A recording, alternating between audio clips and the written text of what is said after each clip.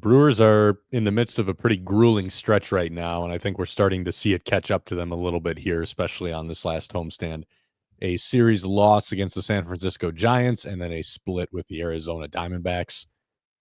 We'll talk about it as we get into it on the Brewer Fanatic podcast this week, but I personally don't think this is that bad of an outcome at all, considering where you're at right now with scheduling and pitching and all this kind of stuff. But we'll dive into it. Spencer, before we do that, though, I should probably ask how your week has gone. Week's been good. Last night, Wednesday night, had to do mobility screenings. Won't go into all of that for all of our pitchers, but that was a nice 3.5 hour process that I got to go through and just see how flexible everyone is. And honestly, the part that sucks the most is that these are impossible like drills to explain without showing them, which means every single session I have to go through and demonstrate how to do these. And I am not flexible, nor am I in shape.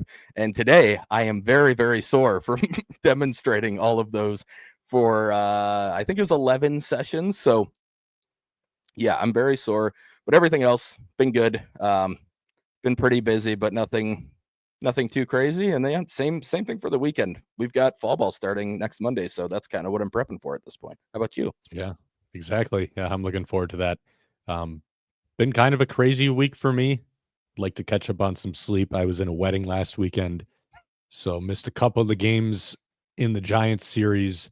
I'll have you recap those for that reason, but back at the ballpark then for a few days, kind of looking forward to a couple days off here before they come right back home and we start another homestand. So a lot going on lately, but I wouldn't have it any other way.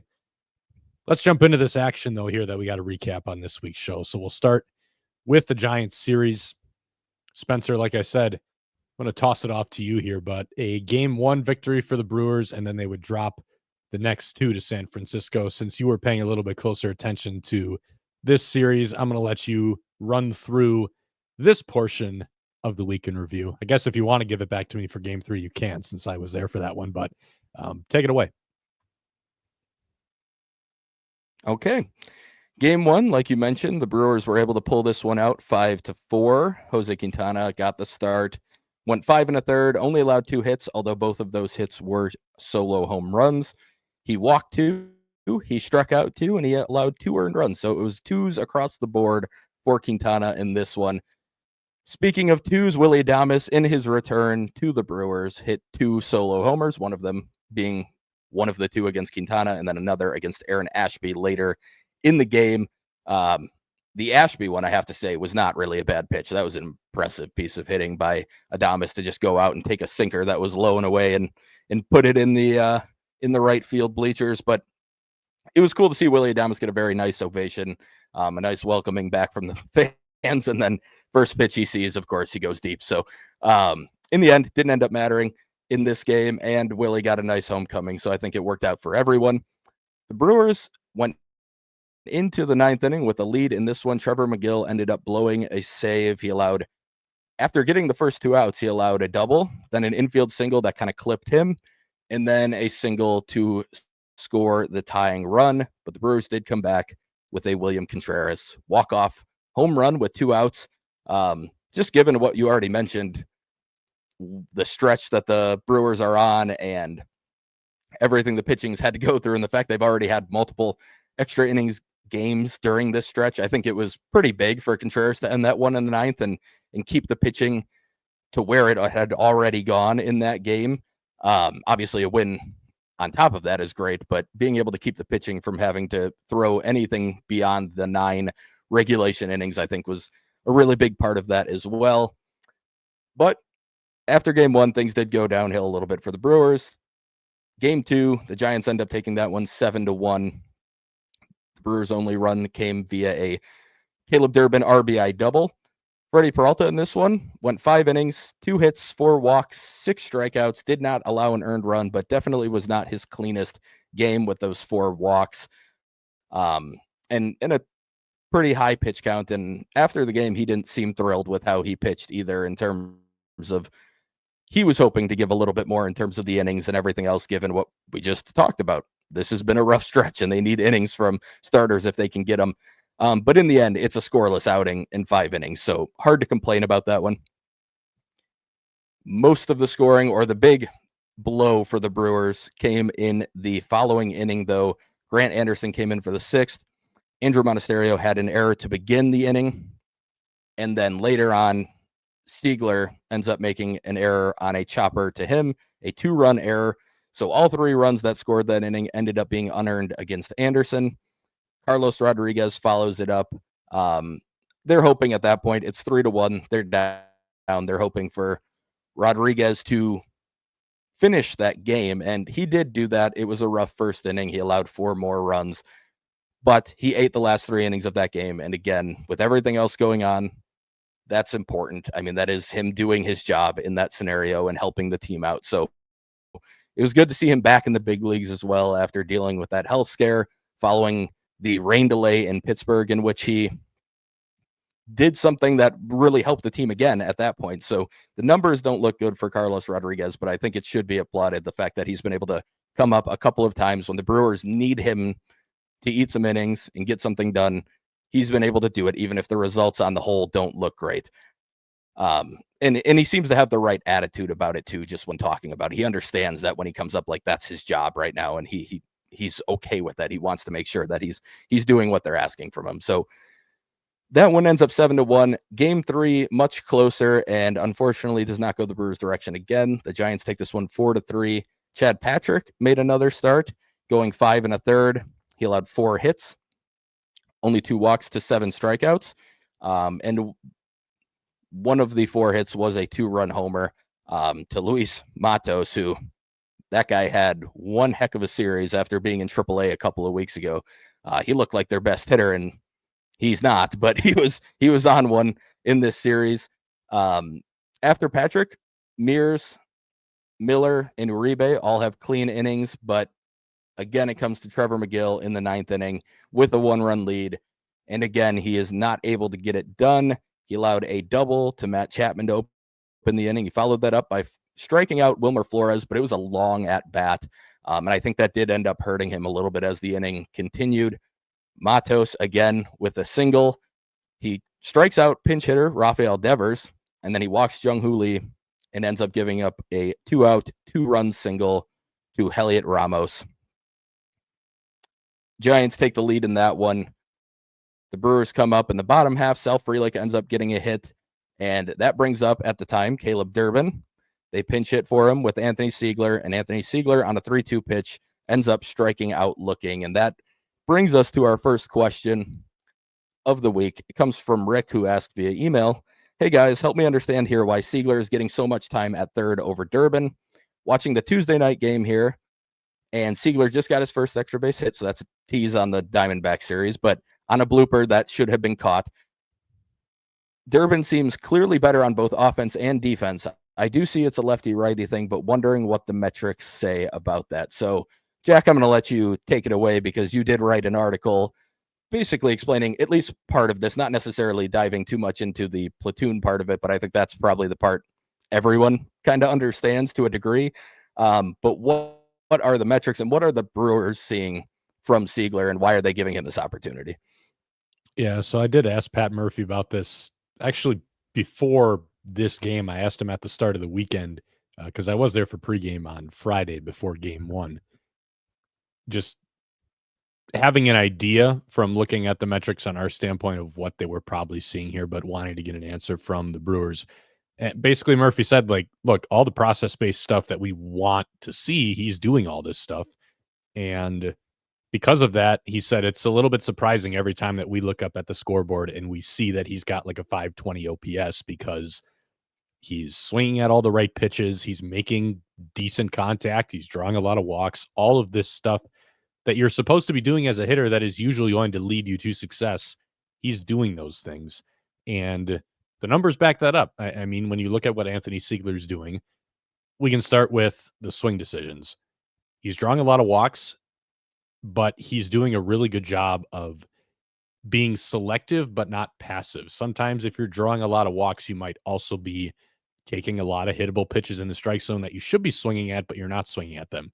In his case, as I wrote about, there's a nice little graphic you can pull up from StatCast on Baseball Savant where it breaks down how much you're swinging in different areas in or around the strike zone compared to the league average. So he's only chasing, at the time I wrote about this probably hasn't really changed because he's only had a couple of at-bats since then. He was only chasing 16% of pitches outside the strike zone. The league average, I believe, is somewhere in like that 27, 28% range. So way, way better than league average, one of the best in baseball since he came up. Meanwhile, the percentage of pitches he's swinging at that are classified as being over the heart of the plate, so not like around the corners, like over the white of home plate, he was swinging at almost 80% of those pitches when the league average is 72%. So he's laying off the pitches that he should not be swinging at, but he's also swinging at the pitches that you should be swinging at, the pitches you should be trying to hit, and that's a big deal. When he is swinging at those pitches, his whiff rate is a little bit better than average, so not amazing contact, but better than average. And then when he's putting it in play, he's not crushing the ball. So, we haven't really seen a lot of power potential, which I don't think that's ever going to be his game anyway. He's never been a guy who crushes the ball, although he did make a lot of hard contact in AAA, even though he doesn't have like a ton of power. He was kind of maxing out what he could do on a lot of his batted balls in AAA. But in his case, he's hitting a lot of line drives. I believe his line drive rate, according to Fangraphs, was like 27%, which is considered really, really good. And then StatCast also measures what they refer to as like ideal launch angles. So sweet spot batted balls is what they call it, because they say that if you hit a ball on the sweet spot of the bat, it's going to leave the bat at between a launch angle between 8 and 32 degrees, which is basically a line drive. That's the way to think about it. So he grades out really, really well in that. He's got one of the highest rates of squared up contact, which again, you can basically think of as line drives. So like Murphy said, he's doing all the things they want to see. So I asked kind of like as a follow-up, is there a line where, yes, you see that, but maybe the results aren't there and you got to make a decision? And he really just directed it back to, I mean, from our standpoint, he's already proven that he belongs up here because he's making good swing decisions. He's making good contact. He has high quality at bats, even if the results aren't there. And that's what the Brewers want to see. And I think it's worth noting too, that they've had a lot of guys who have gotten to success by doing the things that Anthony Seigler is doing. Isaac Collins is a really good example. Isaac Collins doesn't chase pitches. He swings at the pitches he should be hitting. He doesn't crush those pitches either, but he makes like good enough line drive kind of contact where he's able to get results. So I really don't think that there's like that huge of a difference between him or maybe even like last year's version of Bryce Terang or first half version of Bryce Terang this year before he got into the power more. I really don't think there's that big of a gap between those guys and how they had found some success. Even Caleb Durbin is kind of an example too. Even though I'm still not like a full believer in the bat, but you can't deny that again, he's got like a roughly league average line. So basically what they see in Seigler is a guy who is doing all of the things that should be leading you to probably slightly above average offense. His expected weighted on base average is a little bit above average. His deserved runs created plus at Baseball Prospectus, which is like, think of like OPS plus or WRC plus, but it's basing it more off of your plate discipline and your quality of contact to tell you what you deserve to have happen in your plate appearances. He's a little bit above average in that. I'm not saying he's an amazing player or anything, but he has done all of the things that historically, if you do these things in the game of baseball, you should be having slightly above average results. So the Brewers are seeing that, and they want to get that guy in the lineup, especially as a left-handed bat against right-handed pitching, because, Caleb Durbin does still have a below average line against right-handed pitching. It's probably gone up a little bit the last few days because he has hit a couple of doubles against righties, but last I checked, it was still like a 670 OPS. And looking specifically at this pinch hit situation against Ryan Walker, first of all, you can look at the numbers for Durbin and say this is not a good matchup. You can look at Walker's numbers against righties and see that they have like a 590 OPS against him this year. And you can say this is really not a good matchup statistically. Then you add in the fact, just look at how Ryan Walker throws. He turns his back to a right-handed hitter, and it looks like he's releasing the ball behind your neck. Like, that's not a good matchup for a righty. And as perfectly serviceable as Caleb Durbin has been, I don't know that Caleb Durbin is good enough that he's going to be the guy who beats that trend. So I was completely fine with them hitting Seigler there. I'm okay with him continuing to get time because, again, he's doing all the right things. Now, if it gets to a point where he stops doing the right things, I do think a couple of his at bats that he took in the Diamondback series were quite a bit worse than a lot of the at bats Yep. that he'd had so far. So if that continues, then you need to reevaluate. But the Brewers like this guy. They have a reason for liking this guy. He does a lot of the things that many of their solid players do. So for that reason, they're going to continue to try to get him some opportunities, and I think that's the right way to keep playing it for now. He's still only got like what is it, like 50 some plate appearances. He might be over 60 now, that is not a lot at all. Yeah, But he's it's up to 68 now. okay. Yeah, so he's over that 60 threshold, but still at that point, he's like one hot week away from suddenly having perfectly serviceable numbers. Like that's how small the sample size still is. So I don't think they should be giving up on him yet. There is a point, I think, where you need to just kind of reconsider how you're doing things, but I don't think they're especially close to that with Seigler yet. And I like that they're still giving him these opportunities because by and large, he has shown all the right things, including defensively at third base. I know he had a big error recently at third base, but that was really the first misplay he's had. He's looked very solid over there fundamentally. He's a good athlete too. This is a guy who can catch. He's played infield. He played a little bit of outfield in the minor leagues too. This is a really good athlete who does the things that the Brewers have liked to see from guys and the things that have helped the Brewers win games. He does those things. So they're going to continue giving him opportunities. Yeah, and I was going to bring up because in the question it's mentioned that he had his first extra base hit and it was on a blooper that should have been caught, and I think that is a little bit of like the evening out for what's happened to him so far with a lot of the batted ball luck that he's had. Like, yes, that was lucky. And honestly, what's funny about that is I would argue of all of the games I've watched of him, that was his worst process game of all of them. Like, I thought he looked about as bad as I had seen him in that game in particular. He whiffed a decent amount. He struck out a couple times. It wasn't very good overall. And then he hit a little cheap little blooper and that turns into the double. And I think that actually kind of makes the point of what the Brewers are talking about here. Like, when you have a small sample, you can have a bad process that leads to good results, and you can also have a very good process that leads to very not very good results. And he kind of showed like, okay, I've had a pretty good process here that's been leading to very bad results, and today I had a bad process that led to good results. Over a larger period of time, those start to even out a little bit. Now, there are some profiles, and I do worry a little bit with Seigler. You mentioned there's not any real hard hit in the profile. Like, eventually it depends on how, defenses are going to play him. Our outfield's going to be that deep for him where, yeah, that has that high expected batting average because normally you're playing a defense in the outfield that's actually playing like normal depth, but maybe they're more shallow for him, and that's taking away hits from him. Like, there are going to be things that maybe could eventually point to like, okay, this isn't going to work. But 68 plate appearances of good process is not enough time to write off a player by any means. And like Jack talked about with the splits, Durbin has been, he's actually been a little, like, he's still a decent amount better against lefties than righties, but it is narrowing that gap a little bit. It used to be a really, really wide gap. Like you mentioned, he's been a little better against righties. He's been a little worse against lefties. These are small samples as well. But right now, you're trying to basically go and create a league average platoon. So you have a solid offensive player from the left side and a solid offensive player from the right side. Neither is game changers, neither are world beaters, but you're hoping that you get solid production from both sides, and then that's how you play it.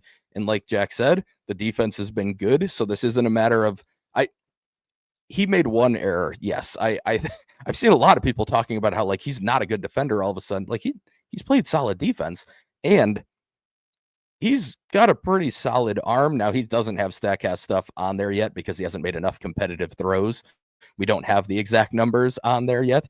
He doesn't show up under anything, but it's a pretty solid arm. He played catcher. He's got the ability to throw the ball. And overall, I don't think it's going that poorly. And the other point I will make here is that the person that everyone is convinced has to stay on the field right now in Caleb Durbin was off to a worse start than Anthony Seigler was at this point in their career. So, like, that's kind of the point here. You have to kind of let these guys work through some of these things. Durbin honestly didn't have anything really pointing to it working, and then he figured some things out, and now it looks a little better, and you can see why it's working. But Seigler's got the peripherals and the stuff that backs it up through the process to where it is worth giving him opportunities. And eventually there can be a point where it's not, but it's just anything, especially below 100 plate appearances, that's going to be really hard for me to buy as being enough time to give somebody to actually see how it works out. So, yeah, that's my piece on it.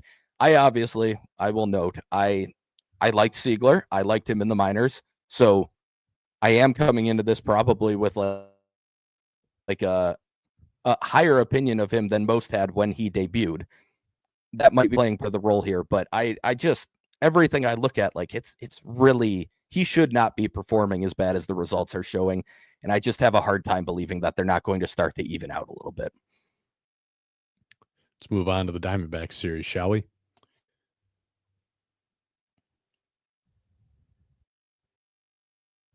Shall. Arizona coming to Milwaukee, and it was a 2-2 split. Milwaukee took the first two, Milwaukee took the first two, and then Arizona coming back with a couple of closer wins in Game 3 and Game 4. We'll start with Game 1. Brewers 7, Diamondbacks 0.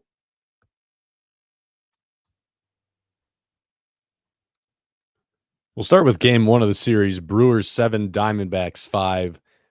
Milwaukee jumping out to an early 6-0 lead. A couple of RBI singles from Andre Monasterio, Bryce Terang, and then a 2-run RBI single from Christian Yelich. Mona would add a home run later in the game as well. He's having a really, really good month of August. Brandon Woodruff got the ball in this one, and we're going to talk about this in each of these first two games. The final line really not showing how well both starters pitched, and I think that's a point worth making because it seems like a lot of people seem to think the starting pitching is a problem right now. But Brandon Woodruff, through his first 5 innings, allowed just 1 hit, issued a walk, struck out 7, and then he came back out for the 6th, and things unraveled pretty quickly. 4 hits, a hit by pitch, and then there was a 3-run home run, so he gave up 5 runs total in that inning. So that final line for him, 5 2/3, 5 earned. That's not a pretty looking line, but I would argue he threw the ball a lot better than you would think. He didn't really get hit hard in that 6th inning outside of that home run. The hit by pitch was a pitch that was pretty close to the intended target. I believe it was supposed to be a cutter kind of boring in on a left-handed hitter. It almost clipped the strike zone too, but it ended up catching kind of like the outside of the palm. And talking to Woodruff post-game when he was talking to the media, he sounded pretty pleased with how he threw the ball in this outing. Thought it was largely just too many positives to be bothered by that 6th inning, especially because the Brewers would hang on to win 7-5. But I would argue this is a good start for him, especially to get the pitch count up. He got up over 90 pitches. Pat Murphy said post-game this was kind of an outing they had circled as, hey, let's get the pitch count up here and push him a little more than we have early on. So that was a good deal for him. Aaron Ashby coming out of the bullpen looked really good. Inning and 2/3, 1 hit, 1 walk, and he recorded all 5 of his outs via strikeouts. Caleb Durbin then adding a solo shot for insurance in the bottom of the 8th, and then Abner Uribe pitching a clean 9th inning for the save. But I just talked about Woodruff's start. Spencer, do you have anything you want to add on that, or do you think we got it covered? No, I thought he pitched well. And like you said, it's one of those things where I think the Brewers were basically just trying to see if he could get through that inning and they're trying to push the pitch count up on top of it. And Murph was actually going to leave him out there until they realized that they had already made a mound visit when he came out to make the pitching change. And Woodruff told them, like, no, I'm good. Give me one more batter. Murph was prepared to do that, but unfortunately they couldn't due to some rules that they have to follow. But yeah, I mean, I thought Woodruff was correct in how he phrased everything after the game. Like, the stuff looked good. I thought the command was pretty good for most of the game. And they wanted to push this pitch count up, and he felt really good at the end of it. Like, that's all good to me. Like, those are all positives.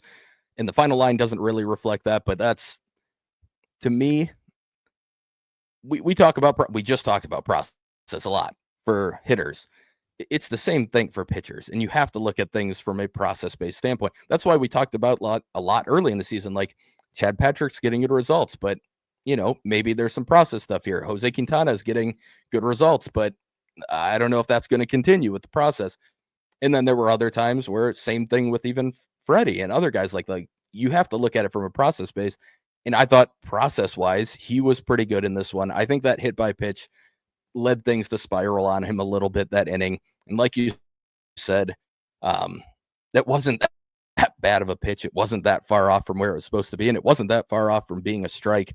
And that is one thing I wonder if they'll ever change in baseball, when hitters check swing and kind of end up, it sucks for hitters. Don't get me wrong. Nobody's doing it on purpose because they don't want to take a ball in the hand. They don't want to take one in the wrist.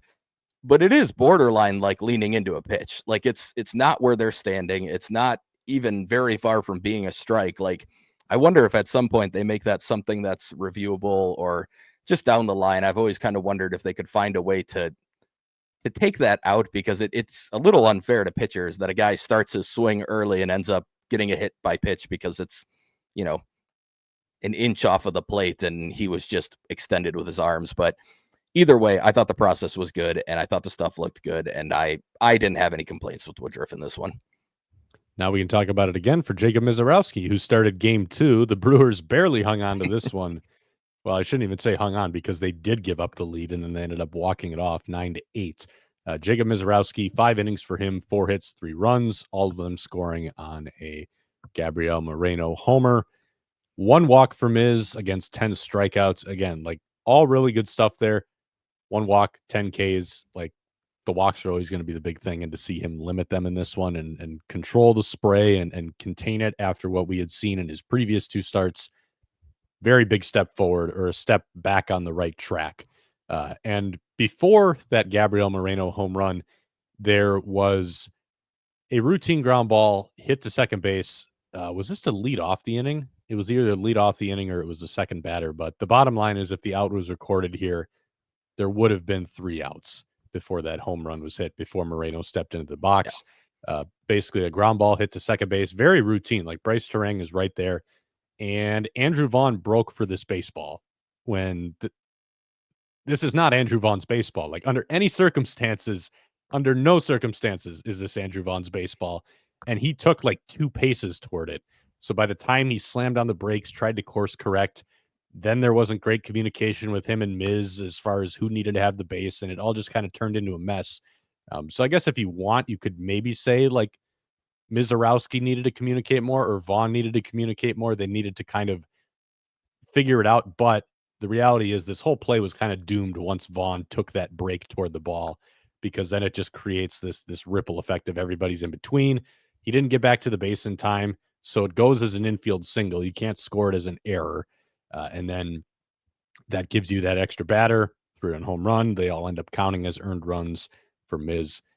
But before we get to Vaughn, I just want to say again, a really good start for him. And Miz said the same things too. It felt like he was back to where he needed to be. He did say he never felt like he was that far off to begin with, but just like I said, get him back in the strike zone. The stuff was playing fantastic again, as it has in most of these starts.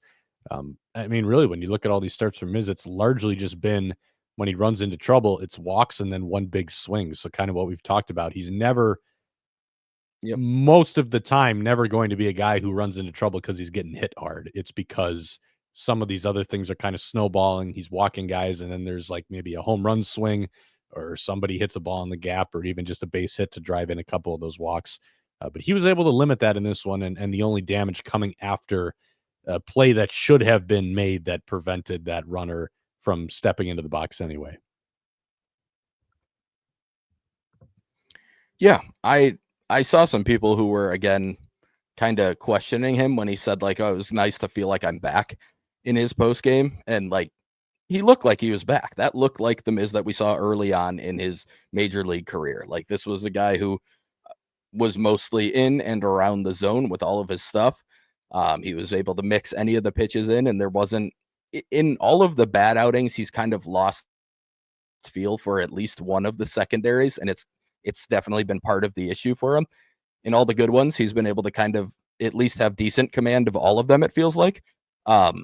So yeah, I thought this was a pretty good outing from him, and I'm glad again that he understands that the line doesn't really matter. He pitched well in this one.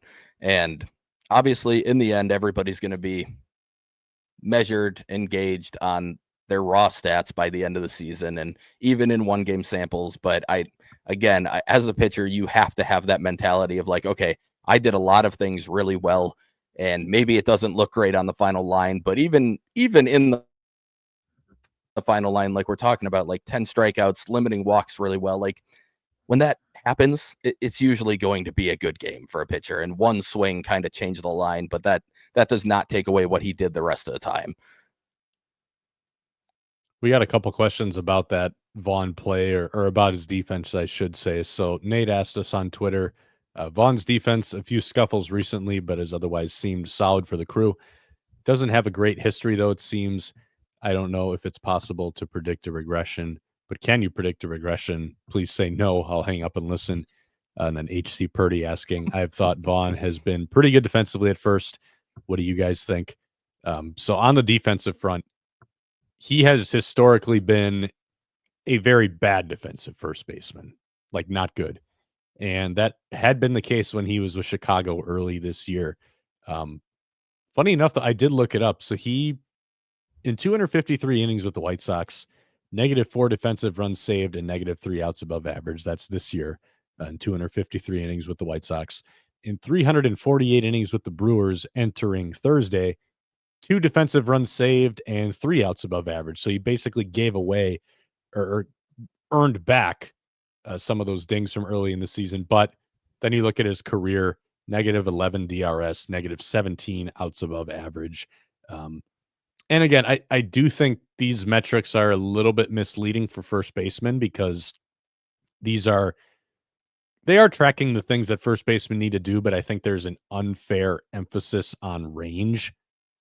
It's unfair for a first baseman because it's not a first baseman's job to gobble up everything. A first baseman's job is to receive the ball, knock everything down, make scoops, stretch toward the ball to cut down the reaction or cut down the amount of time the runner has to get to first base by a hair and get you those bang bang calls.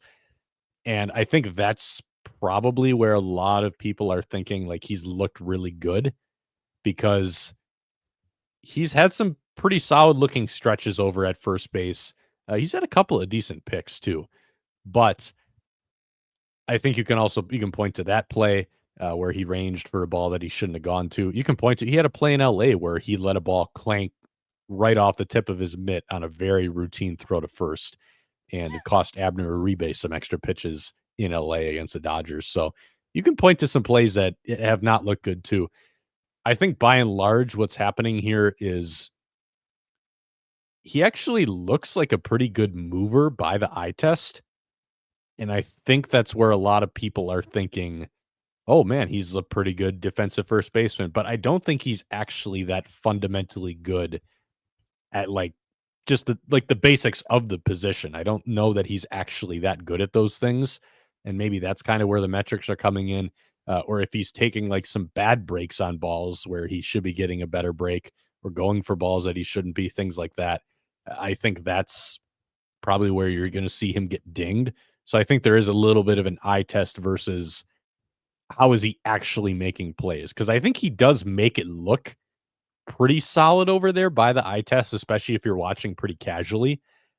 So I can understand why people think it's been solid. And again, like metrically, he has been pretty good for the Brewers. That's what it's saying so far in that small sample. But I would still lean back on the opinion that he's not a good defensive first baseman. Yeah, I would agree. I think what you brought up is kind of what I was going to talk about. Like for a year and a half, we've watched Rhys Hoskins maneuver his way around first base. So like there's a better athlete here than Rhys Hoskins.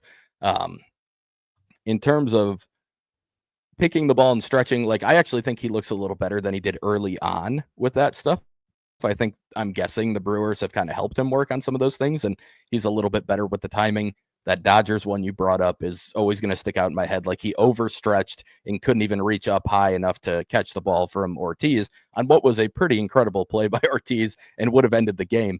But yeah, I mean, I also should note, like, this is not the first time he's strayed a little too far from first base. There's at least one other that cost them an out. And I believe there's another where the pitcher, I think it was Priester covering. It was a while back, but he covered it up and got the out at first still. No, it was Woodruff. It was Woodruff.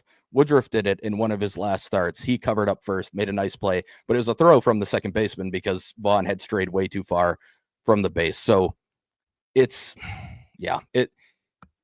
think it's fine. I don't think it's like he's crushing the Brewers defensively by any stretch, but I also don't think he's a good defender. I think he's just a little below average, holding his own, doing enough good things to make up for some of the bad things he does. But I still think there are definitely things that I would like to see cleaned up. And I do think just kind of the way he moves around might be playing some tricks on people's eyes more than anything else. And I wouldn't put it out of the realm of possibility that they already have cleaned some stuff up and are continuing to clean stuff up because unfortunately, right before Rhys got hurt, I was in the middle of working on a story about how his defense had been a lot better this year. We had talked about it on the podcast before, but I talked to Matt Erickson about it for this story, and he had a lot of good stuff to say. It ended up getting left on the cutting room floor because Rhys tore the UCL in his thumb like 3 days later. But Erickson had talked about like he feels like he's moving a lot better, so he's got a way better base. But he also talked about how like they had worked with Rhys on getting a lot better at like stretching toward the ball and knowing when to stretch and how to stretch and all this kind of stuff. He had a lot of really fascinating insight on like the work that they do at first base and the way that they grade their first baseman because he did kind of echo like it's not really about range. Like we're grading, he said they grade their first baseman on, like they grade him on picks, they grade him on like their stride distance, like the distance of their stretch and when they're stretching and like, is this all being done on time? Different things like that. And he did say like Rhys has made progress in those areas. So they liked how he's graded out this year a lot more than in the past. So, I wouldn't be surprised at all if they've done that same work with Andrew Vaughn and maybe you are starting to see some results from that. But I do think we need like a bigger sample before I'm going to run around saying, hey, Andrew Vaughn's actually a good defensive first baseman now. I just don't think we're there yet, but maybe something to kind of keep the door open on because this is stuff that they work on. It's not talked about a ton, but this is stuff that they work towards. So Matt Erickson's very good at his job. I wouldn't be shocked if, maybe if you do give it more time, all of a sudden we can say, if Vaughn is still around in 2026, maybe then we can say, hey, he actually has turned into a pretty solid first baseman. But I don't know that we're there yet or that we can say we're there.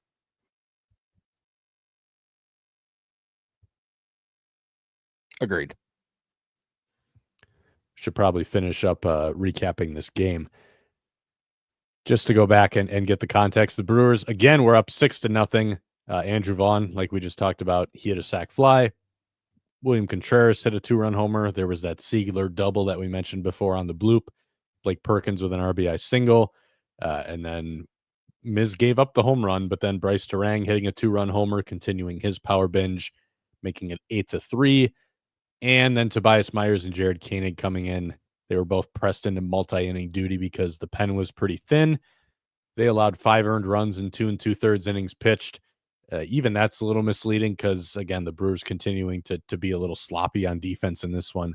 Isaac Collins had a ball down the line that he probably should have caught for the final out of, I believe it was either the 7th or the 8th inning. But he should have caught it for the final out. Instead, he drops it as he's running down the line. It was off the bat of Corbin Carroll. Koenig has to throw more pitches, more hits follow after that, some more runs coming in to score. So Myers and Koenig were not great, but the defense also not helping them out a lot in this one. Shelby Miller would come in and escape Koenig's jam to end the 8th, then asked for multiple ups, had to go back out in the 9th, got out of a jam there with help from a play by Andrew Monasterio. That actually a pretty good effort play for Monasterio, considering he's not an amazing defensive shortstop, but it was a little clumsy. He was able to get the throw over, though. It almost kind of looked like he face planted a little bit as he was kind of trying a dive attempt. It was a tricky play, and I think it's probably a tricky play that he also made look tricky with how it ended up unfolding. But it was a big play, a big spot to help get out of the jam there. Yeah, I mean, that's a play. I think his first instinct was to look to third when he got up. And I think everybody on the field was pointing towards first, like, no, Seigler's not there. That ball was hit between you guys.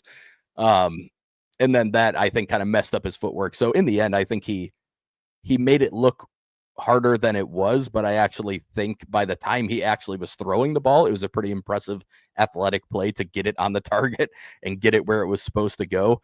But yeah, I think if you were watching it, it probably looked a little more difficult than it actually was. But in the end, it's still a big play. It wasn't an easy play by any means. And it was a big play and a big moment and helped the Brewers pull this one out. So still a good play either way. And that set things up for a tie game in the bottom of the 9th. Isaac Collins hitting a walk-off sac fly. So Milwaukee ending up on top. I think just up through these two games especially, they were doing a pretty nice job of, you could tell already at this point that the Brewers are getting closer to running on fumes. Things not necessarily going great, but still just kind of finding ways to do just enough where they were able to end up on top and kind of get through most of this stretch here still with a pretty decent record, not losing any ground in the standings. I think you definitely take that. Games 3 and games 4, Brewers would not end up on top, though. Arizona winning 3-2 in game 3. Aaron Ashby started as the opener. 2 perfect innings for him. Struck out 3. John asked us this week, try starting Ashby one last time next year. Who says no? As someone who was on the Aaron Ashby should try to start one more time bandwagon going into spring training this year, I'm probably off that one now, mainly just because I still see in his relief outings like how he now has the ability based on his role to kind of get away with these stretches where he has a couple really, really bad misses. I'm a little worried that in a longer outing as a starter where you're trying to stretch out more, that those might come back to bite him a little bit. So that's, I guess, kind of my reason for having a little pause right now. I don't think it will work, but I am still team giving it a shot. I think the upside is, again, we've talked about it a lot. I just think the upside is so high, and we've seen that he can just transition into a pen role if he needs to. So, like, for me, it's worthwhile giving it a shot, seeing if it works. Now, the argument is potential injury, and I think that's a fair one. But that's the only downside to it, I think, because if it doesn't work out, you just put him back in the pen where you know he can do it, where he showed he can just go from preparing to start and then all of a sudden be in a relief role and not have any issues. If they decide not to do it because they worry that he would be, he had the oblique in spring this year, he had the shoulder injury a few years ago that he's clearly come back from very well, but is that going to crop up if he tries to extend again as a starter like they're planning on doing this year? I'd give it a shot, but next year would be the absolute last year, no matter what, for me. If it works out, it could be a really, really big help to the Brewers rotation moving forward. And if it doesn't, I still think he just slots into maybe even a more leverage role at some point here. But in the meantime, he can be a really nice multi-inning reliever either way. So I'd give it one more shot just because I would hate for it to be a possibility and miss out on it, because I think there really is just so much there, but I would not have a ton of belief in it, even though I'd be trying it. Eric Fetty following Ashby as the bulk guy in this one. He was signed to a 1-year contract as part of a slew of roster moves before this game, taking the spot of, well, technically not taking the spot of because Myers came back up as the corresponding for McGill's IL placement. But Trevor McGill was put on the IL with a flexor strain. We'll talk about that in a few minutes. So Eric Fetty now in the bullpen as well, giving the Brewers some innings during this stretch. He went 4 1/3 in his Brewers debut, scattered 8 hits, but only gave up 2 runs. Didn't walk anybody, struck out a couple. A very rare instance of a Brewers bulk guy actually throwing quite a few breaking balls, so that was fun to watch. But largely Eric Fetty kind of weaving his way in and out of trouble here, but you absolutely take the 4 1/3 that you got from him. Nick Mears did help him out by coming in and escaping a bases loaded jam with a double play ball. Yeah. Yeah, you take the innings you got from him. I mean, he signed that day. He basically flew in the night before. No prep for it, really. I mean, he got to talk to the coaches and Contreras for probably 30 minutes, an hour before the game, get ready and go. Like, he did fine. He threw a lot of strikes, which is what you're looking for when somebody comes in that role. But yeah, this is a game like I talked about last night. I was pretty busy. I kind of just watched it back on like the full highlights, so I didn't watch it all the way. I didn't really see how he was working counts or anything, but it seemed like he was in trouble pretty consistently, and 8 hits would lead to that. But again, if you're limiting free passes, you can get away with some of that. And it did look like the homer that he allowed was pretty cheap on top of that. So it was a little bit of bad luck in that regard, despite all of the hits that he was scattering. So yeah, I mean, tip of the cap to him. That's what the Brewers needed. They needed somebody to come in and eat a bunch of innings and at least keep them in a game, and he absolutely did that.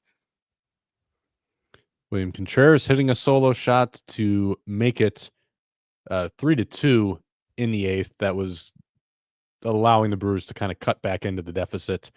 Unfortunately, just not quite enough because the Brewers would go 1 for 12 with runners in scoring position.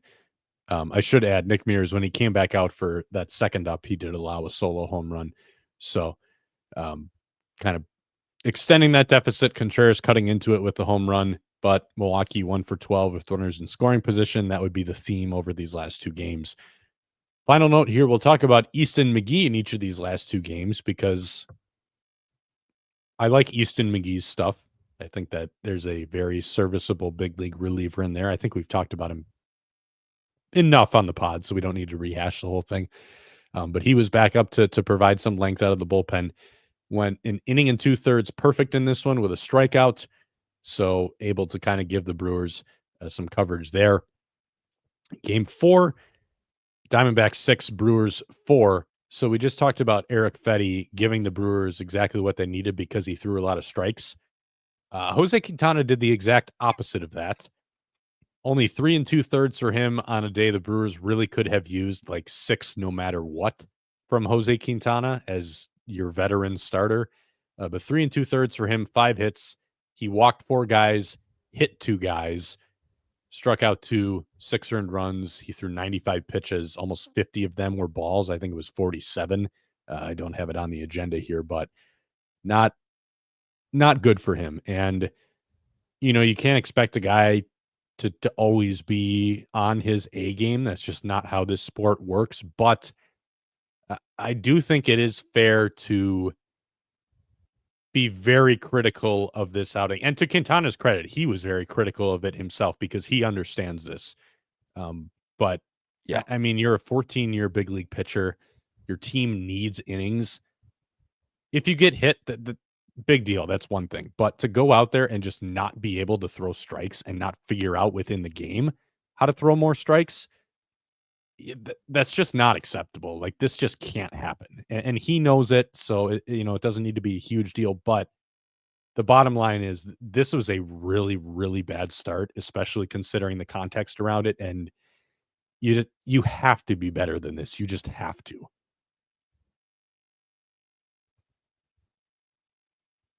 Yeah, I mean, there's not much more to say. This was about as disappointing. We've talked a lot this year about, process-based stuff, but also just like we're hard on pitchers. I think we're both more pitching background than anything else, so we're probably a little harder on pitchers than anyone else. But this to me was legitimately the most disappointing outing of anybody on the Brewers this season. Like, this is a guy who has so much experience. And like, he knew what the job was going into this. Like you said, he knew what he needed to get done. And to just not be able to go out and do it at all, like not even remotely close. I mean, this was just a really, really bad effort. That is really disappointing. And it's I don't use the word inexcusable with baseball very often, but it's about as close to it as it gets. After the game, Murph kind of was asked about, he's a guy who's normally on the edges, but does he need to, in situations like this, try and just say, hey, I'm going to go at guys a little bit more aggressively. I'm going to be in the zone. I'm going to try and go more towards the middle of the plate and just make them hit. And I didn't love the answer. I thought it was a bit of a cop-out. I didn't think it was an answer he would have given for a young pitcher. I think it was one that he gives to a guy like Quintana, when I think for someone like that, it should be the opposite in this scenario. I think that's the type of guy who should be expected to be able to do these things. And he kind of went and said, like, well, he's done this forever. It's pretty hard to ask him to just try and move the ball a few inches and go over the plate. And you got to be careful with that. And it's like, I'd actually hear that argument a lot more for a first or second year player, not for somebody who has done it as long as Quintana, somebody who's got the experience and should have the ability to say, you know what, this isn't my normal game, but I got to do what I got to do to make this work for my team today. I didn't love that. I think that's something that Quintana should be able to do, and I think it should be expected of him from the pitching or from the coaching staff. So, overall, this was just a really, really tough one. I don't even care about, like, if he gave up 6 earned runs over 6 innings and got hit around, I don't care. Like, the goal today should have been, and it sounds like he knows this, like you said, but the goal today should have been eating 6. And I would have considered going and just making him throw 120 pitches in this one, to be completely honest. Like, I would have considered kind of hanging him out. Now, we'll talk about it. He got picked up by 2 pitchers who went the rest of the way and made it so that the pen didn't have to get used much still, and they deserve a very big hat tip for that. But I would have considered 95 being like, nope, doesn't matter. We're going to push you out there and you got to give us at least 5. Like, we're going to get you through 5. He doesn't throw hard. He's not a guy that I would expect to get hurt from doing that. He's a vet, again, who can handle that stuff. So I may have gone that direction, but again, in the end, it worked out okay because Tobias Myers and Easton McGee were able to kind of pick up the slack. Yeah, I think what you just brought up, that's precisely what makes this outing so disappointing. I could understand it, like, if he had that first inning where he walked however many guys it was at the second inning he struggled the first time. If he had that inning and then he came back out and it was largely okay the rest of the way, I would have said, yeah, that's fine. Like, that's what I would expect from the veteran guy. You're going to run into moments where you don't have it, but then you're able to course correct. And I can't say for sure that this is what was happening because he never said it directly in post game, but it just looked to me like this entire start was what he always tries to do, where he's aiming for that low and away corner to righties, because that's where he lives. That's where he goes sinker, change up. Like, that's where he tries to get his outs on balls in play. But the problem with that, and we've talked about this before, like, when you're aiming for the corner and you miss by like an inch or two, that's a ball. And he had bad misses in this start, but he also had stretches where he was like just missing on the nibble attempt. And, so, but they all count as ball. A ball is a ball, like that. It has the same outcome on the count and on the situation. So what was frustrating to me was it seemed like as he was consistently missing out there, that he kept aiming for the corner instead of, like the question that Kurt Hogue asked it in post game. So I want to give credit to him, but like, when that's happening, should you have the wherewithal as a veteran to say, hey, okay, I'm shooting for the corner and missing arm side a little bit. Does that mean maybe I need to aim more over the white of the plate so that when I do miss, if I miss, I'm still missing within the strike zone? And like, a big part of Jose Quintana's thing is he basically refuses to miss in the strike zone. And that's been a big reason why he doesn't get hit hard. But in an outing like this one, where the objective needs to be throw strikes and work deeper into the game, I would argue that you need to be able to say, hey, this is what's going on. Here's the situation. Now I just need to start aiming close to the middle and, whatever happens, happens. But I need to throw more competitive pitches in the strike zone because at the end of the day, you're kind of choosing between two pitches that may not be competitive either way. But between those non-competitive pitches, especially in this situation, I would argue that a miss right down the middle is more competitive than a miss off the plate that a guy is not going to chase. And that's the other thing with Quintana too. He's not going to get chased because the stuff is not good.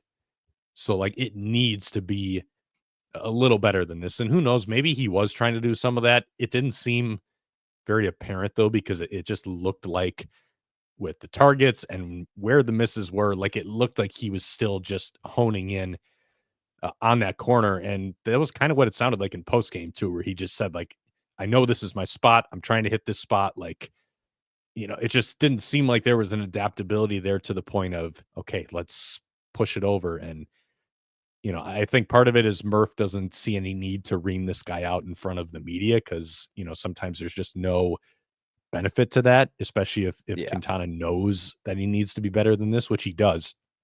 But yeah, if that really is the argument, I wholeheartedly disagree with that. This is the guy who you should be able to say, okay, here's where you're missing.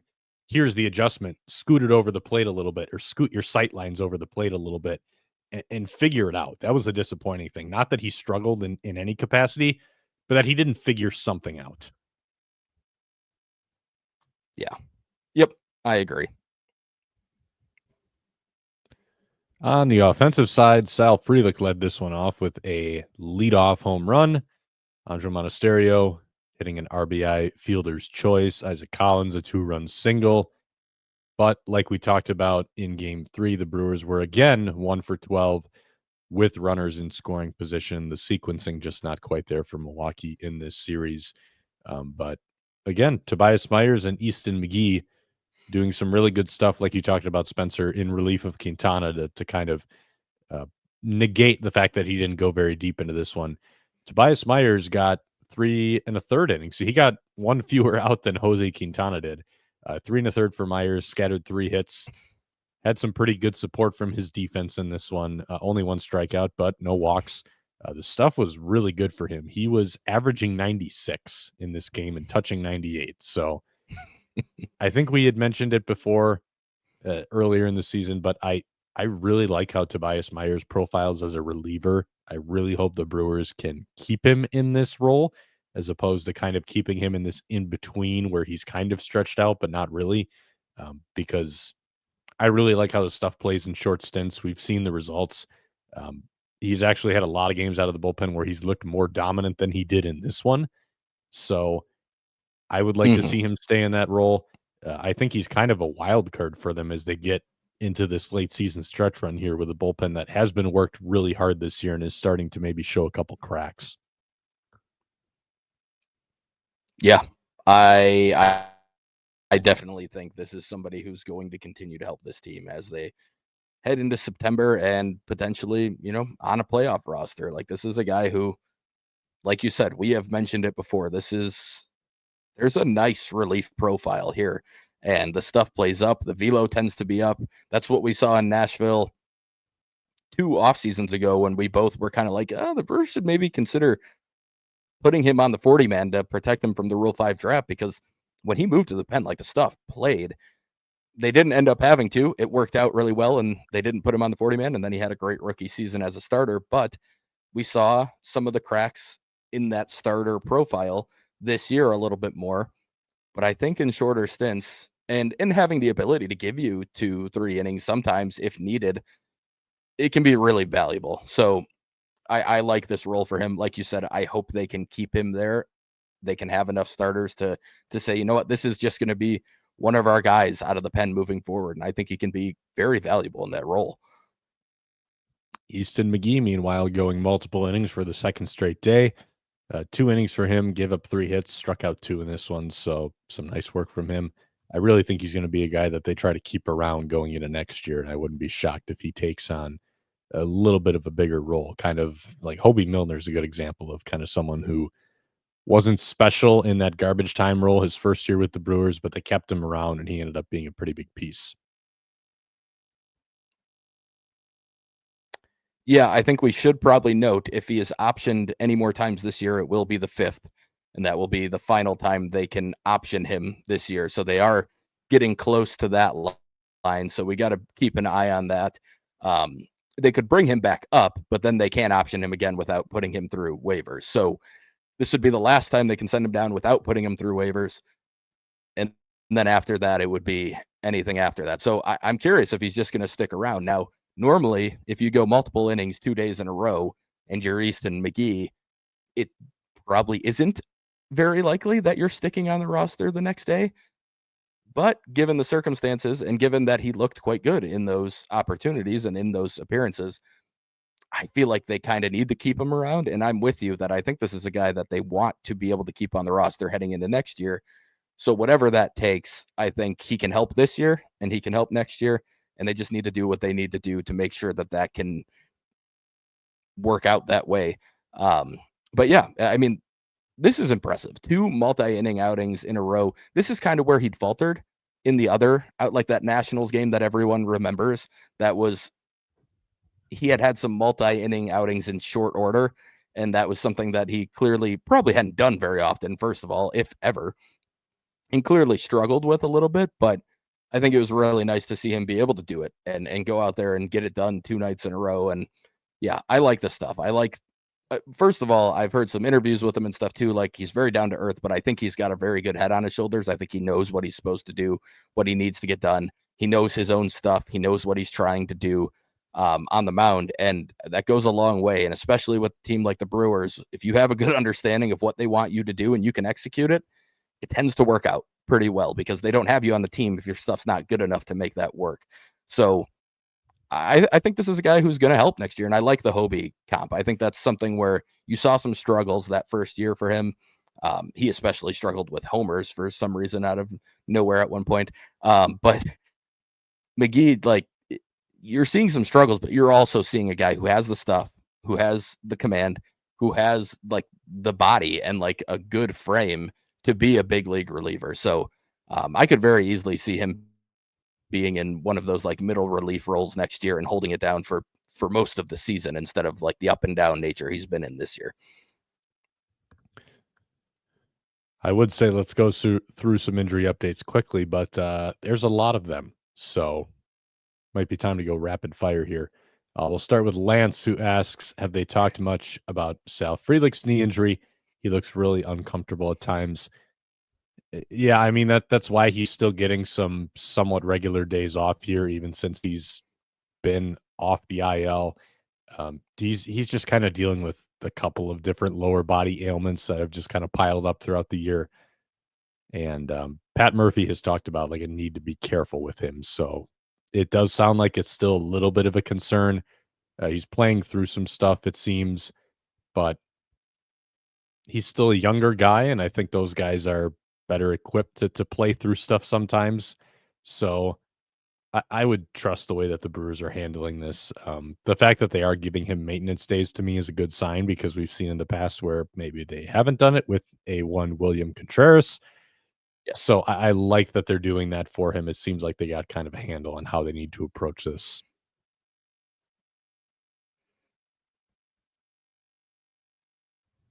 Yeah, I agree. I was going to bring that up. I think that's something we haven't seen with Contreras. We didn't really see it with Yelich last year, and I don't know that would have prevented what happened to Yelich. I don't think it would have. That was kind of an issue that was just going to be there unless he got surgery. But I still would have thought that they could build in some time off and build in some days off.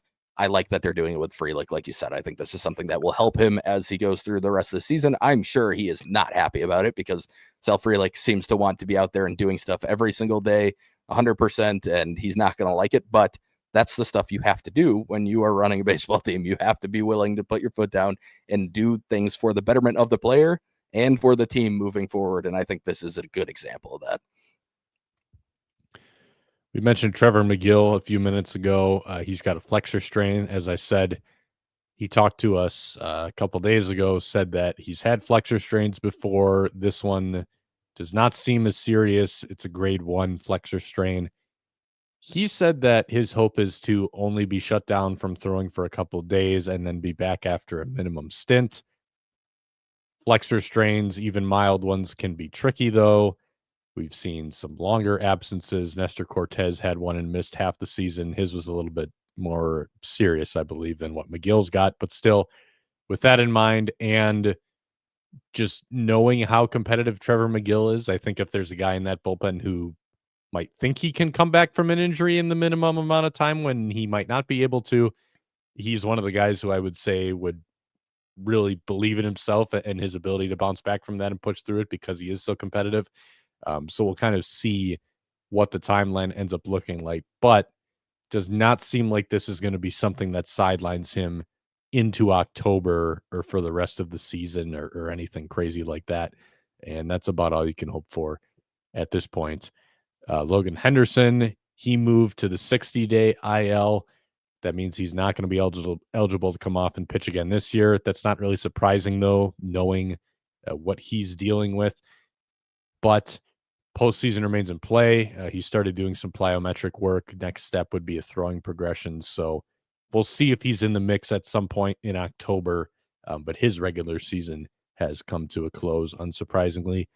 Quinn Priester, who was supposed to start that game that Aaron Ashby opened in front of Eric Fetty, he's going to start on Saturday instead because he had right wrist soreness that the Brewers opted to be cautious with. He said that it's not really a big deal.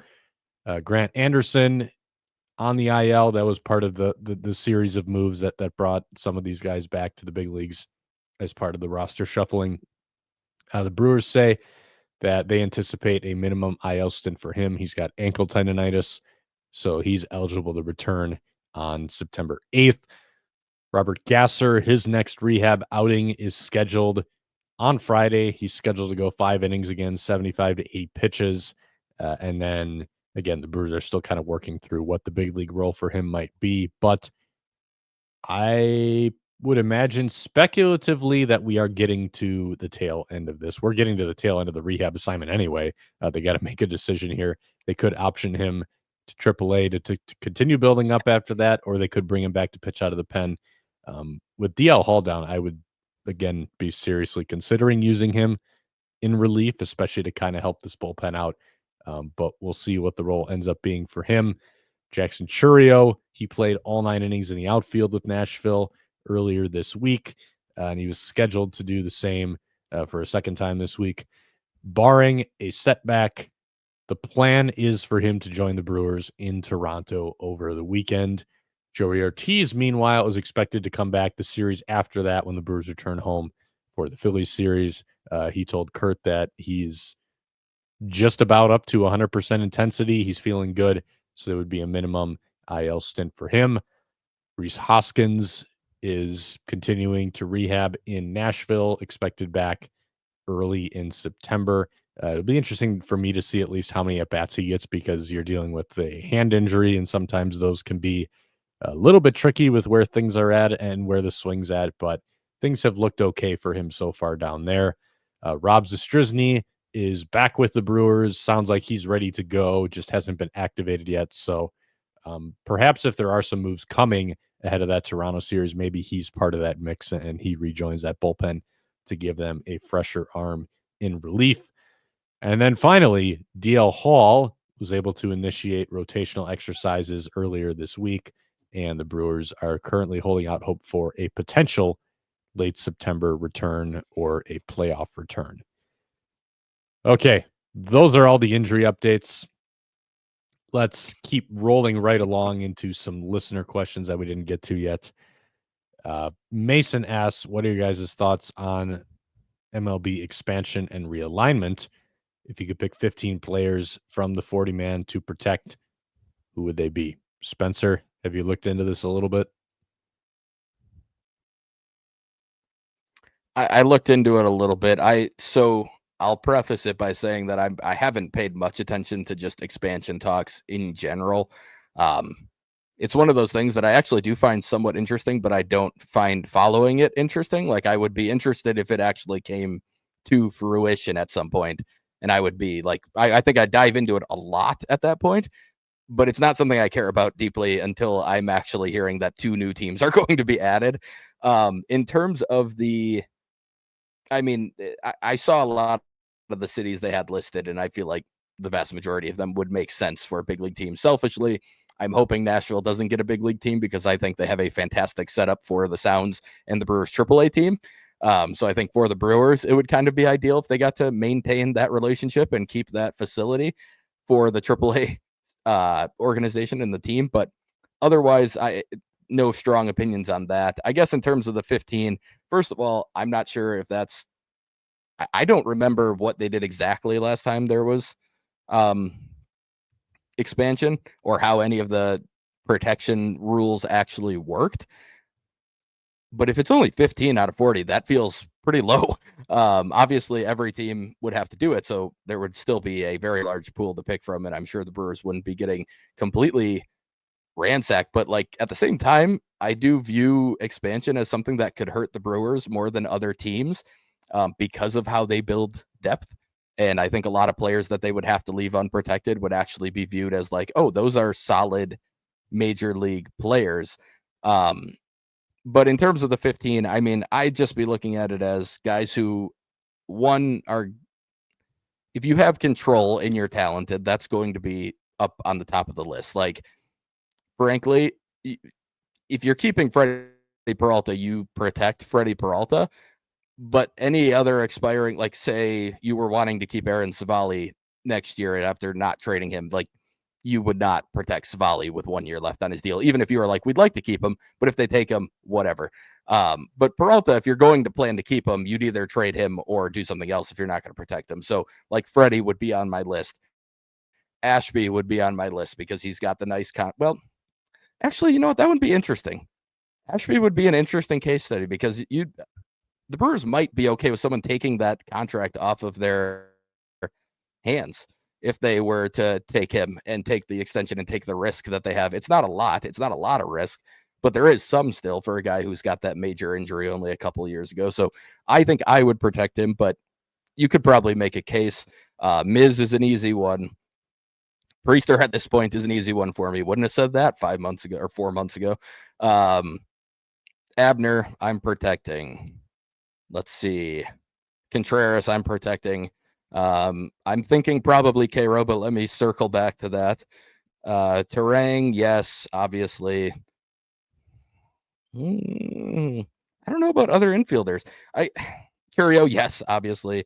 Frelick, easy one. Yelich, that would also be an interesting case study. I don't know that an expansion team wants to take on his contract, but I could also see the Brewers. I don't think they would. But if they were in need of cutting salary, like, would they leave him out there and see if someone would take the deal? Again, I don't think so, but those are the interesting. That would be the interesting part of expansion for me. I'm not going to give you a good list of 15, but I'm kind of just going through my thoughts on players as I look at the roster, and I think that's kind of how you'd have to think about it. Collins, I guess, depending on it, I could see him being protected. I could see them protecting Durbin because he's got the control. Yeah, I mean, that's more I think the way to look at it is more like the thought process that they would have to go through. Like Logan Henderson, I'd probably protect. But yeah, I don't know what the rules would be, Jack. I don't know if you looked and saw what they did last time while we were talking at all, but like, that would be the interesting part to me. Like, how do you play that? And again, knowing that every other team has to leave as many players unprotected. So how many would actually be at risk? Kind of like the Rule 5 draft every year where everyone expects their players to get picked, and then many of them don't because everybody else left a few players that were interesting unprotected too. But yeah, that's my thought process on it.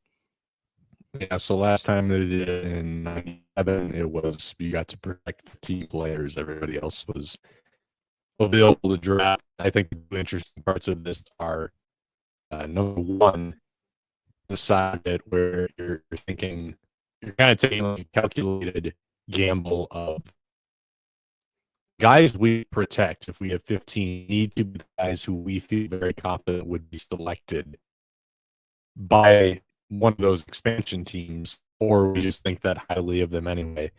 But then you might also have guys who you think highly of, but you don't think they're likely to be selected, whether it's for contract reasons or something else. Those are the guys who you might take the gamble with and say, maybe not. So I don't think you protect Christian Yelich in an expansion draft because I don't think anybody's drafting him. Again, that's not because you don't value him, but because I think you look at the contract, you look at where he's at in his career, age-wise. Like I think that you hedge your bets in assuming that somebody's not going to pick him there. Obviously, then in terms of controllable guys, like you roster Churio, you roster William, you roster Bryce, probably Caleb Durbin too, like all these kinds of guys.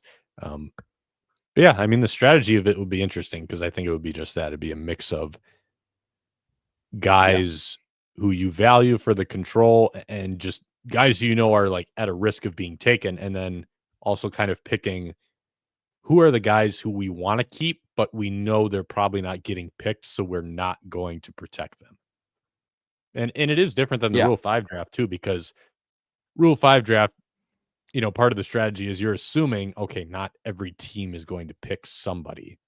But Right. in this case, it's the layout is a little bit different because it's a big league draft and it's an expansion draft with proven MLB talent. Yeah. And if those guys have options, they can be optioned, unlike in the Rule 5 draft too. So it is different. Mhm. I was more just saying, like, I think it would be interesting because I think everyone during an expansion draft would probably look at whoever was unprotected. I don't even know if those lists go public. My guess is they don't, but I don't know. Either way, if they do, I think people would look at it and be like, oh my gosh, all our guys are going to get picked. And then you kind of realize, like, oh, there are 29 other teams that are also leaving all of this unprotected. And they have a lot of people to pick from. And obviously they're picking full rosters. So it's still going to be a lot of guys chosen. But no, I would be, like I said, I would be extremely interested in all of the expansion stuff. But until it's like truly in the works and actually going to happen, it's just not something I've put much time or thought into. The other thing to note here is, so in the last expansion draft, each expansion franchise only got 35 picks, which is not a lot. So you do the math, and if the other 30 teams can only protect 15 guys, but each expansion team only gets 35 picks a pop, like, yeah, you're naturally going to have a lot of guys who you cannot protect who might not be picked. So I think it's kind of the strategy of how do you determine who the non-protected guys are and kind of go from there. But yeah, it's an interesting thought exercise. Ron on Twitter asks about scheduling. He says there's got to be a conversation about scheduling this many consecutive games with all the pitcher injuries that we're seeing. Got the same thing happening 3 times in next year's schedule while the Cubs never play more than 13 in a row. It's not right. His suggestion is maybe if you get to a 14 or 15 game in a row stretch, you get to roster an extra arm. That seems like a feasible idea. Maybe. I do wonder if there's just a certain element of knowing that the game kind of works the way it does with options and whatnot, that there's a little bit of an assumption that like teams are going to have existing mechanisms that allow them to kind of get through these kinds of stretches. Yeah, I think that's probably the thought now. I do wonder if they would consider something along those lines. I think like they do with the doubleheader, it is meant to be like, okay, a team has extra stress that they don't normally have. It is when you get beyond that 13 that it starts to become out of the norm. Like 13 is normally the longest you're going to have, but there are going to be stretches where you have 16 or 17. The Brewers have 2 with 17 in a row next year and 1 with 16. So that's a tough schedule. The Brewers schedule, we didn't talk about it. We don't need to dive into it, but the Brewers have a tough schedule next year. It is not friendly to the Brewers in terms of like these long stretches, and the way they have to finish the schedule is really, really rough. But yeah, I don't know what you would do with that. I mean, maybe you do it where, like, I don't think you could give them an extra arm for the full 17 days, but maybe as they get near the end, you're able to roster them for 4 days or something. Like beyond the 13, which is kind of that standard, like that's where we normally have an off day. maybe they do something along those lines. But I think you're probably right, Jack, that like they probably view it as, hey, they can option guys down. There's probably going to be an IL stint in there at some point. Like there's just a lot of things in place to kind of be able to make it work. And for the Brewers, it's been tough because there's been a lot of injuries and they are legitimately kind of running out of AAA depth at the moment for a team that has a lot of it. They don't have a ton of it in AAA right now. Most of it is in the big leagues for pitchers, at least. But I think that's kind of out of the ordinary. And on top of that, the Brewers had to fit in an extra game to this stretch this year because they had that doubleheader against the Cubs. So I think they have it in place. But if they came out with a rule along those lines, I wouldn't be shocked, and I definitely don't think it's a bad idea.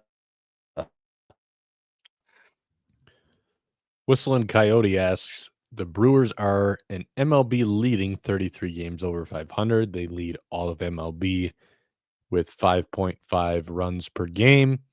They're second in total runs scored in all of MLB, and they're tied for third in runs allowed in all of MLB. I'm assuming that's third lowest or third least. Is Anthony Seigler at fault because they haven't won more and trail in these categories? Yes. I love that question. That's a very funny question. If you read Twitter, you could probably be convinced that that is the case. Yes. It is funny. Like we already went through the Seigler scenario. I'm not going to rehash all of it, but it is incredible to me. And this is not baseball fans. This is not just Brewer fans. This is sports fans in general. And I'm guilty of it. Probably more in other sports. Like I think I don't do it much with baseball. I think I played enough baseball where I kind of sometimes can relate to what's happening in baseball more, but I do it with other sports where you just latch on to somebody who's struggling a little bit and you kind of put all of the blame on them. And when things go poorly, it's like, well, this guy's not doing well and we're not doing well. So it's got to be connected. It's got to be his fault. And it's not. Like this is not Anthony Seigler's fault that the Brewers have fallen off a little bit. There's a lot more at play there. And on top of that, just the joke in general of it being like, oh, they'd probably lead in everything if Anthony Seigler wasn't on the roster. Like, obviously, that's not the case. It's again, I get it, and I don't want to be preachy on here or feel like I'm like telling people how to fan because I'm not trying to do that. But I try and explain how I view baseball when I'm talking about things, and I think hopefully it gives people a little bit of an idea of like this is how I look at it, and this is why I'm not reacting super strongly to things like that. And for me, we talked about it. There's a lot of good process-based stuff, and even beyond that, one player in MLB games, especially a position player, I would say, pitchers can maybe have a little bit more of an impact. You have a really bad game on the mound, it can lose your team a game, but very rarely is a position player losing your team games outright. Like there is so much else that happens in a game where a guy who had 3 or 4 at bats had maybe 3 opportunities in the field. Like it's very rare that they are the sole reason that your team lost the game or didn't do what you wanted them to do. Again, I think it can be different for pitchers because the pitcher could go out and it could be Nestor Cortez's first start as a Brewer and you can get buried in like the second inning. And like, yes, that's probably a loss that we're going to hang on Nestor Cortez. But other than that, I think there's so many things that happen throughout a game that it's just very hard for me to ever put a game on a position player in general. And especially a guy like Seigler, who, I mean, there just hasn't been that many things to put that type of blame on him for. So I think he's kind of been made to be the scapegoat so far in his career. And to his credit, I have to say, like that dude seems to have a very, very good attitude. I know in Nashville, they absolutely loved him in the clubhouse. Rick Sweet talked about how good of a teammate, how he does whatever they need him to do. It seems pretty similar here. Like he's competing with Durbin, and those two seem very, very close. They're always talking on the bench. They always seem to be excited for each other's success. Like that's the type of stuff that a good team does.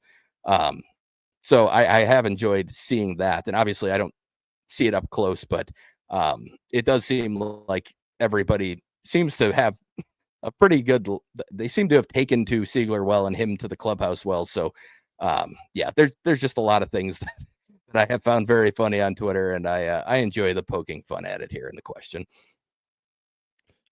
It's time for Spencer's Minor League Sandbox. Go ahead. All right. We can start. We got a couple questions from HC Purdy on the minor league side. So first one is in regards to Justin Yeager. If people remember that name, it is because he was in the Ruiz Contreras Piamps trade. He was the third piece that the Brewers received for simply trading Esteury Ruiz, which will always be a bit mind-blowing. But he asks, he's putting up good numbers in the minors. Do you think he would have success at the MLB level? So it's a good question. The stuff I think for Yeager could play at the big league level. I think it's a good slider. The fastball has been up to over 20 inches of induced vertical break from a decently low release height. It's not crazy in terms of like his vertical approach angle, but it's better than average. He can get it up to like 98. He'll sit more in 96-ish range on the fastball. But the command at even the AA level, where he had very good success, was not great. At the AAA level, it's really struggled. There's been a lot of walks, and not only that, there's just a lot of pitches that are in hittable locations. I definitely won't rule out that he could be a big leaguer at some point with his stuff, but he's not somebody that I would really look at needing to add to the 40-man to protect from. I believe he's a minor league free agent. Like I would hope to bring him back as a minor league free agent, but I would not be putting him on the 40-man to keep him in the organization. There's talent there. He's getting up there in age for a prospect, but relief pitchers, that's not really something that you worry about too much. I like the stuff. I just think the command right now, I would put well below average, and that needs to improve if he's going to be a big league reliever, because the stuff isn't good enough to make up for that type of lack of command. The other question he asked was in regards to Jefferson Cairo. He asked, what have you seen from Cairo in Nashville in terms of his arm strength and also offensively? So this does not include tonight's numbers, where he roped a 109.5 mile per hour 2-run double down the left field line. But since he returned from his latest injury, he's batting .325. His expected batting average is .316. So very good on both. On base is .382. Expected on base is .374. Slugging .674. Expecting slug is about 100 points lower at .575, but that is still a fantastic number, obviously. And then his weighted on base average is at .426 with a .392 expected. His hard hit rate is at 33%. His barrel rate is over 10%. He's hit some bombs. He's hit some balls hard. He's had by far his highest exit velocity since returning from this last injury. And he's starting to hit for some power on top of it.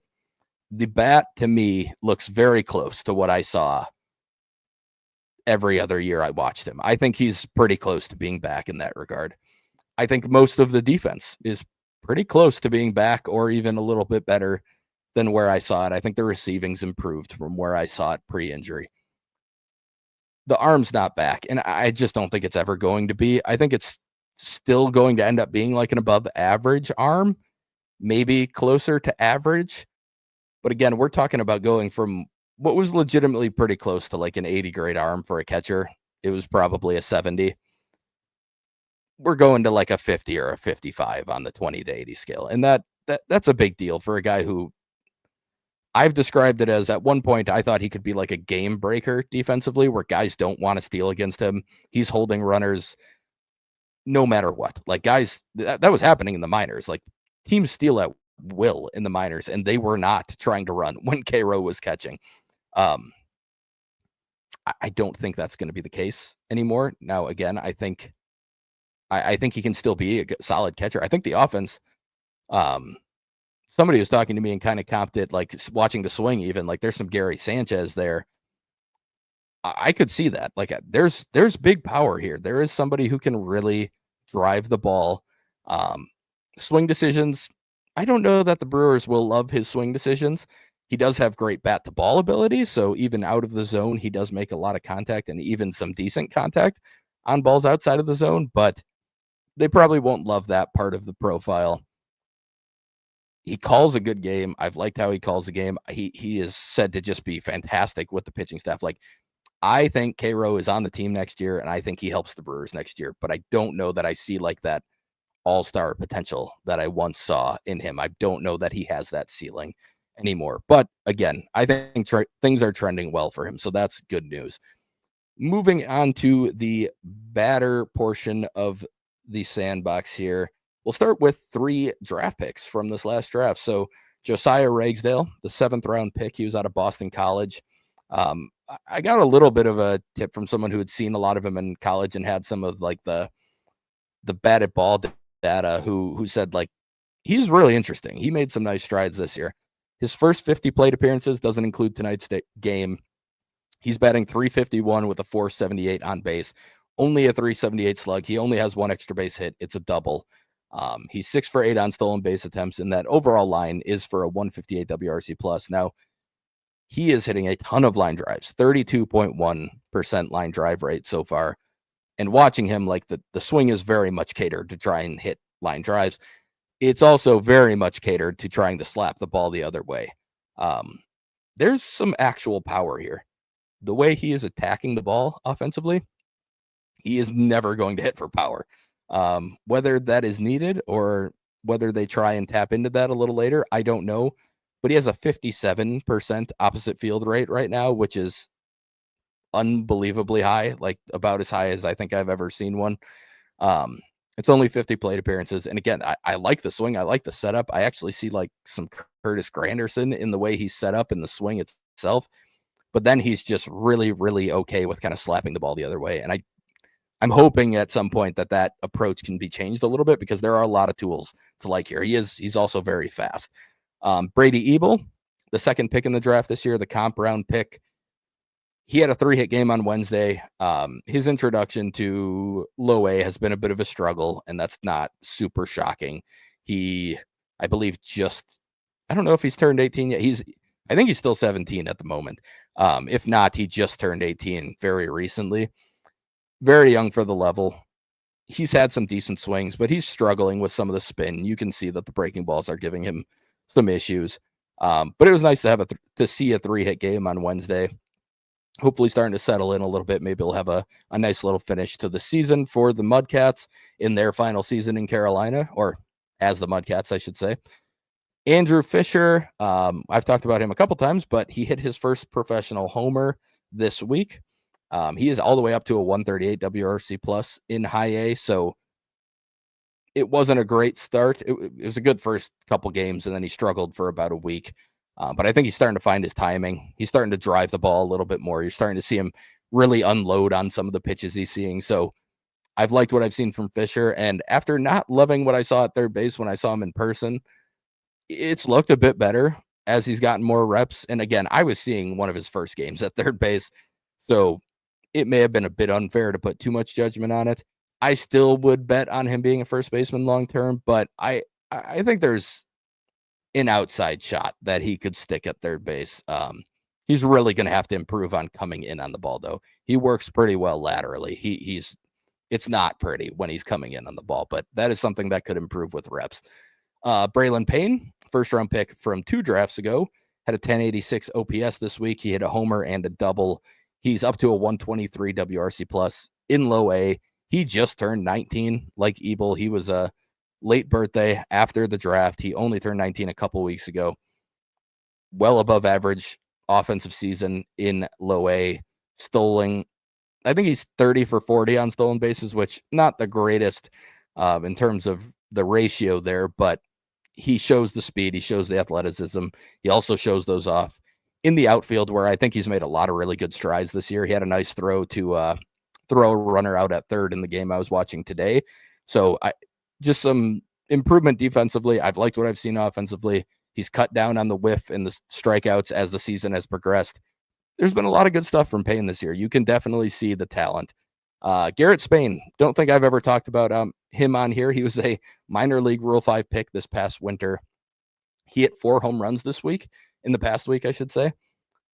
On the season, he's up to 15 homers, but he does only have an 89 WRC plus. He struck out a decent amount. He's got a lot of whiff in the profile, but he has power, and he also has 14 outfield assists, which he broke the Shuckers single season record for outfield assists this year. Got a very, very strong arm. He's been a good defender. If they can figure out the offense at all, like it's a pretty interesting profile. He's a good athlete with a really strong arm and power, but there's a lot of swing and miss, and there's a lot of stuff that he has to clean up offensively. But we've seen Isaac Collins was a minor league Rule 5 pick, and look at where he is now. So you can't rule him out, and there is definitely ability here. Finishing up with one more shucker, Blake Burke had another solid week. He had a 2-homer game, including a grand slam. And he now has more home runs in Double-A than he had in High A in just not even a quarter of the plate appearances. So really been nice to see him tap into the power in a league, especially in the Southern League, that actually is kind of known to suppress power, and you don't normally see the power show up. So he's hitting the ball in the air a lot more. He's hit the ball over 110 miles. One was Oppo at 99 miles per hour. So there was one cheap-ish one in there, but still it was a good swing. Yeah, it's been really nice to see him tap into that power, because he is going to need that. He can't be just an average guy when you can't really steal bases or do anything athletically in terms of like impacting the game on the bases. But it's been really nice to see the power. Moving to the pitching side of things, starting with one Mudcats player, Joshua Quezada. He's 21 years old. He was acquired from the Yankees for Clayton Andrews after the Brewers had DFA'd Andrews a couple off seasons ago. He's made so far 3 appearances in Low A. He's up to 8 1/3 innings. He has 7 strikeouts to 4 walks, 2 earned runs. It's more about the actual stuff that I've seen, and also a little bit of the StatCast data that we had in one of his outings in the ACL. He's been up to 95 miles per hour on the sinker. It averages around 8 inches of induced vertical break with 12 inches of horizontal. So ideally, you'd either improve the run a little bit or improve the sink a little bit, but it's not totally dead zone, which a lot of these guys at this age seem to have in terms of their sinkers. There is at least a little bit of a differential, so I'm hoping they can improve upon that a little bit. He throws an upper 80s changeup, which I'd like to see the velo differentiate a little bit more, but that one gets 5 inches of induced vertical break and around 17 inches of horizontal break, which is pretty decent shape. The slider is the pitch for me that has really caught my eye, and then I went back and looked at the data, and it's a very interesting slider. He throws it around 83 to 85. It gets 10 inches of induced vertical break, which is normally more like what you'd see from a cutter. But this is a slider. It gets negative 12 inches of horizontal break. So it gets over 12 inches of glove side movement while also having legitimate carry on it. And he spins it around 2,700 RPMs. Like, that's probably the carrying pitch for me. It's a very interesting pitch. He throws it a decent amount from what I've seen. That's the pitch I would be keeping an eye on moving forward. Speaking of very good sliders and kind of sweeperish movement, Jaron DeBerry has been fantastic in Double-A since moving there. I've talked about him a lot this year. He was a guy I pointed out as somebody I wanted the Brewers to pick because I thought it was a really good fit for what they do. They signed him for $25,000 as a 3rd-round pick in the 2024 class, and he is up to Double-A now and doing very, very well. He went 7 shutout, 4 hits, no walks, 9 strikeouts, and 18 whiffs in his last start. He's up to 24 innings in Biloxi with a 1.5 ERA, 26-5 in strikeouts to walk. We're starting to see more from 94s on the radar gun. He was kind of sitting 91 to 93 for most of the year. Starting to see 94 pop up quite a bit more. Baseball America wrote about him as an up arrow arm, and they talked about some of the shapes on the fastballs, including a negative 4.1 vertical approach on the 4-seam. And that's only one of his 6 pitches. He throws a true cutter, which he throws a lot. It's his most often used fastball. It's a good pitch. He also throws a sinker, which has improved a lot from college. His changeup has also improved a ton from college. He's got a true sweeper, which he throws a ton, spins around 3,000 RPMs, and then he's got more of a curveball that he throws to lefties and also just on strikeout pitches. It's a really fun mix. And like I said, we're starting to see the velo tick up again. He is super, super skinny still. Like I think there could be a guy who sits mid-90s with 3 fastballs and 3 off-speed pitches and a 4-seam on top of it that has a really nice flat approach angle that can play at the top of the zone. Like, Baseball America shouted him out for a reason. This is a guy who I would keep a very, very close eye on going into next year. Casey Hunt, a name that everyone talked about last year a lot, myself included, has had an up and down year, but he had a really good start this week. 7 shutout, only 1 hit, only 1 walk. He struck out 9 himself and also generated 18 whiffs. Very similar game to DeBerry. He's had a good August in general. He's gone 6+ innings in 3 of his last 4 starts. And I continue to see a very strong improvement in the changeup. I think he's a nice bounce back candidate last year. I've said it before on here, but I think they have tried to tinker with Hunt's mix this year and try and make it so that it was more sustainable for potentially getting big league hitters out. The way he attacked it last year kind of reminds me of what we've seen with Yoho, where he threw a ton of breaking balls. A lot of them were out of the zone. Guys chased it a lot, but it probably wasn't going to continue to work as he got to the upper levels. Now they've made the changeup a bigger part of the repertoire. He's trying, you can tell he's in the zone with the breaking balls more often and trying to be, and then also still able to go out of the zone. He did that a lot in this one and started getting chases. I think he's starting to put some things together. And like I said, I think he's one I'd watch as a bounce back guy next season. Mark Manfredi and Biloxi out of the bullpen, 5 innings this week, 5 hits allowed, no walks. He struck out 8. He only allowed 1 earned run. On the season, he's up to 53 1/3 innings.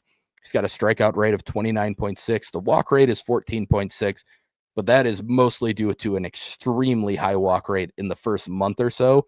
It's been a lot more reasonable since then. Ground ball rate is right around 50%. ERA is 3.21. FIP is 3.34. Fastball's been up to 97 from the left side. He's got a pretty good-looking changeup, a good-looking slider. It's a funky-ish delivery. There's a little suitor, a little hater type turn. He's interesting. He's a name that I'll be watching for the pen. And then Brian Fitzpatrick, I talked about when he got called up to AAA, actually right before he did, wondering if he would get that opportunity. His first outing there went extremely poorly. So his numbers look very bad on the whole, but he pitched a lot better of late.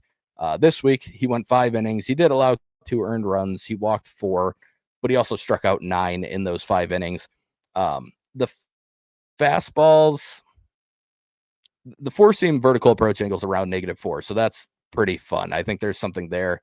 He hasn't thrown it a ton. He's gone more to the 2-seam, and I even went back and watched, and they are in AA. They signal the pitches still, so I was watching some, and he is calling them 2-seams. Like I think some of these pitches, when I'm looking at it, I think he might be throwing more 4-seams than they're actually being tagged by Statcast. We've talked about that a lot. That happens. And I wonder if that would maybe change some of the overall numbers, but I don't love the 2-seam or sinker. If he's calling a sinker, I think it's more of a 2-seam. But I do think the 4-seam could play. It's got an interesting approach angle, and he throws it more in like that 93, 94, up to 95 range. I like the changeup. I like the slider. I like the curveball. I think all 3 of the secondaries that he throws are interesting. They all have pretty wide-ranging movement. I think he has maybe struggled at times to throw the curveball. Like in AA, he got a lot of chase on it. The numbers here, he's not getting chase on the curveball. It's got good movement. It's got pretty decent spin in the 2,500 range, but it is not getting chase. It's not getting as much whiff. I think he'll have to try and maybe tighten that up a little bit, or even move it more towards a shorter pitch. Or it just might not be the pitch for him, but I think he can deal with it with the changeup and the slider and make it work. So he's still interesting, despite his very, very tall frame. His extension's more average, around 6.5 feet. So he doesn't have a huge advantage from that, but it's a weird delivery. It's still a very big guy who can get into the mid-90s with 3 decent-looking secondaries. So he's a name I'll still be keeping an eye on. Not one I really expect to be protected from the Rule 5 draft like I had thought might happen heading into this AAA stint, but somebody that I could see at some point being in the Brewers bullpen for a little while and potentially helping. So that is all I've got for this one. It was an abrupt finish. Yeah, I didn't have any extra stuff to add this time. Jesus Mate's still been good. I guess I'll just point that out. If you have a chance last weekend to go see him in Appleton. So that's how I'll end it. No fluff to add on the end there, but that's okay. Sometimes we don't need fluff. In a similar vein, we'll end this episode pretty abruptly. Thank you for listening to this week's edition of the Brewer Fanatic podcast. As the stretch run continues here, we'll have all of the recaps, all of the action, all of the over dissecting every little thing that's happening. You can find it all right here on this show. So thank you for tuning in, and we'll see you again a week from now.